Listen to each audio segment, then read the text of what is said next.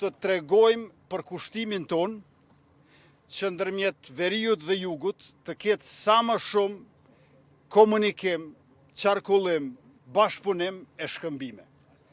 Këto dy ura, të cilat janë të dy anët e urës kryesore mbi Ibër, njëra prej tyre do t'jetë edhe për automjete këmbësor, ndërkaq tjetra do t'jetë vetëm për këmbësor.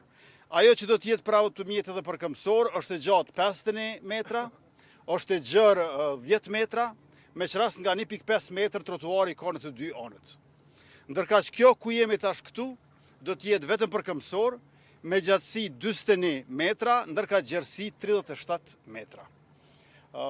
Mbi lumin Ibër gjithsej janë 77 ura në 3 shtete, Malzi, në Republikë Kosovës dhe në Serbi. Pa i numru hekurullat që janë mbi lumin Ibër. 77 janë. Prej tyre 35 janë në Kosovë, të cilën së shpejti në vjesh gjithashtu do ta inaugurojmë si përmbyllje e punimeve. Jemi shumë të gëzuar sepse përfitojnë të gjithë qytetarët pa dallim. Dhe ne gjithë shka që bëjmë është në përputhje me planet tona, sipas ligjit dhe gjithashtu për të mirën e të gjithë qytetarëve. Ata të cilët kanë dilema, lirisht mund të na kontaktojmë dhe ua shpjegojmë me përpikri dhe durim.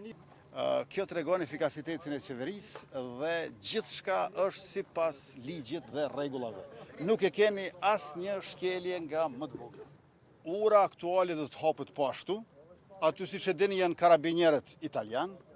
Prej neve është kërkuar që t'i bëjmë matjet e nevojshme në mënyrë që të vlerësohet qëndrueshmëria e urës. Matjet i kemi bërë. Ura është e qëndrueshme. Prandaj sa më parë që të hapet, aq më e arsyeshme është.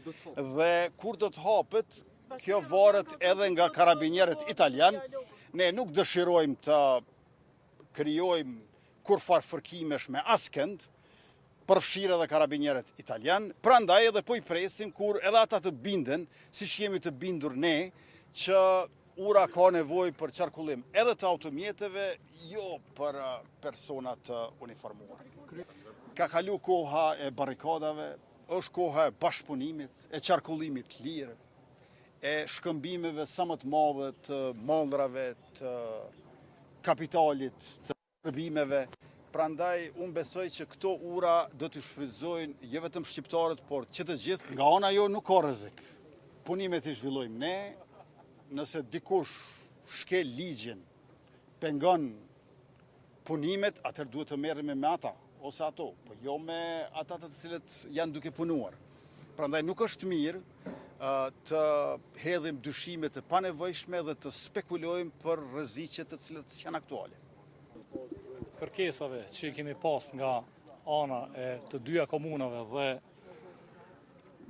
kryetarit të bordit të Mitrovicës, Zoti Albert Krasniqit, kemi nënshkruar marrëveshjet, pra, memorandumet me të dyja komunat dhe në bazë të atyre dy memorandumeve e kemi nënshkruar edhe kontratën dhe po fillojmë punimet me këto dy ura.